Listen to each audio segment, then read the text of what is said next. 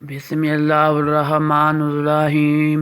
سائنسدانوں کا کہنا ہے کہ انسان کی پیدائش سے پہلے اس دھرتی پر جنات کا راج تھا۔ زیادہ تر سائنسدان اس بات پر متفق ہیں کہ حضرت آدم علیہ السلام سے پہلے اس دھرتی پر ڈائناسورز رہتے تھے۔ پھر جب اللہ پاک نے حضرت آدم علیہ السلام کو زمین پر اتارا اور جس طرح انسانوں کی تعداد دنیا میں بڑھتی گئی، اسی نسبت سے ڈائناسورز اس دھرتی سے ناپید ہوتے گئے۔ آخر کار سب کے سب ختم ہو گئے۔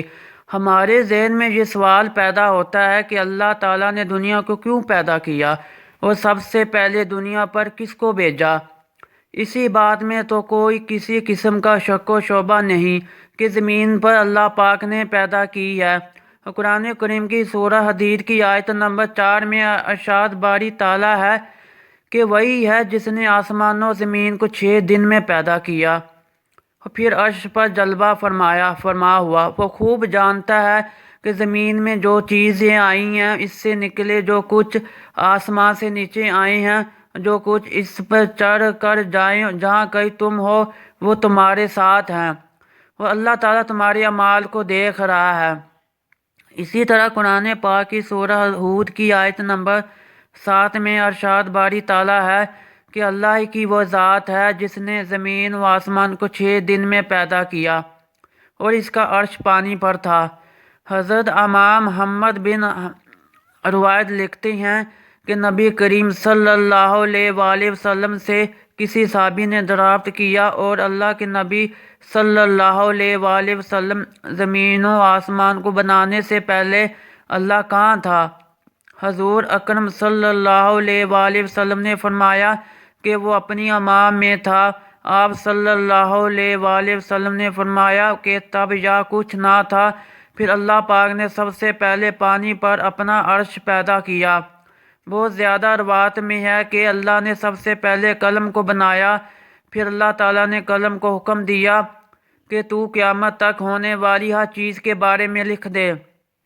اللہ پاک کے حکم کی تعمیل کرتے ہوئے قلم نے لوح محفوظ لکھا۔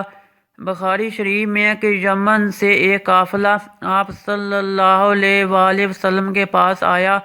انہوں نے کہا، اے اللہ کے نبی صلی اللہ علیہ وآلہ وسلم، ہم پر سب آپ کے پاس دین کی تعلیم لینے آئے ہیں۔ ہم لوگ اس سوچ میں ہیں کہ اللہ پاک نے اس زمین پر سب سے پہلے کس کو پیدا کیا؟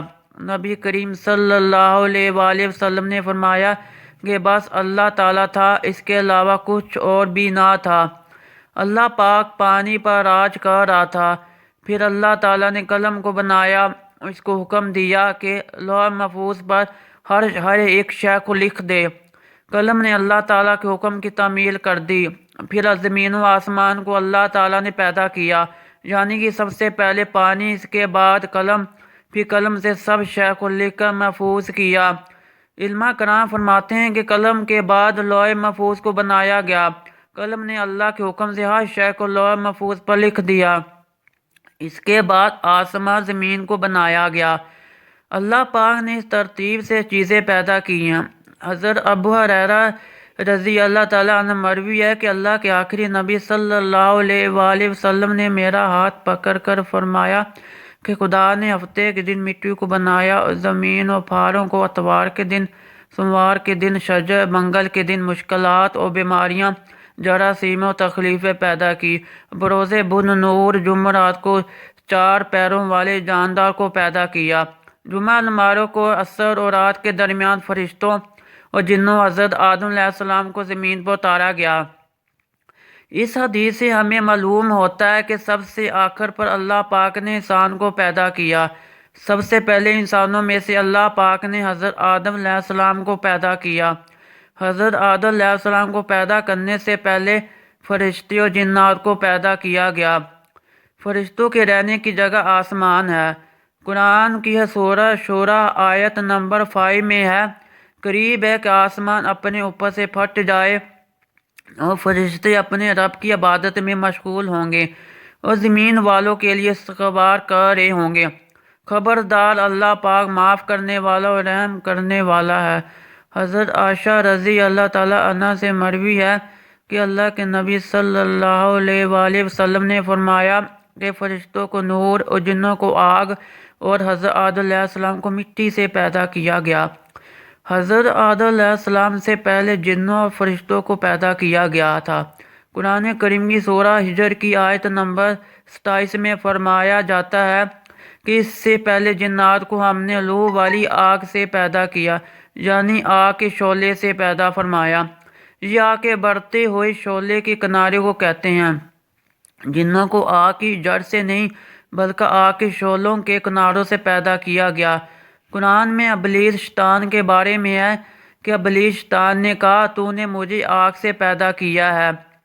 ہم پہلے ہی بتا چکے ہیں کہ جنوں کو اللہ پاک نے آگ کی لو سے پیدا کیا ہے۔ جنات کی اصلیت آگ ہی ہے۔ ابلیس کو بھی جنات کے گروہ میں پیدا کیا گیا۔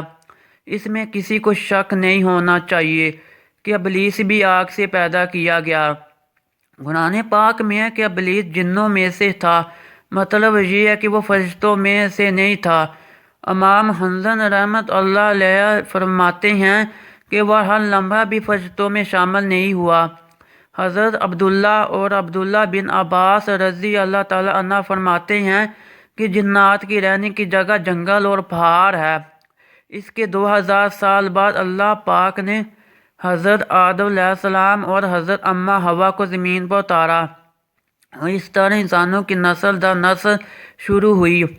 اللہ پاک ایک دن قیامت برپا فرمائے گا۔ جس طرح یہ دنیا وجود میں آئی اور جس طرح یہ ختم ہو جائے گی۔ اللہ پاک سے دعا ہے کہ وہ ہمیں مرنے سے پہلے نیک اعمال کرنے کی توفیق دے اور ہمیں نبی کریم صلی اللہ علیہ وآلہ وسلم سے بے پناہ محبت عطا فرمائے۔ آمین۔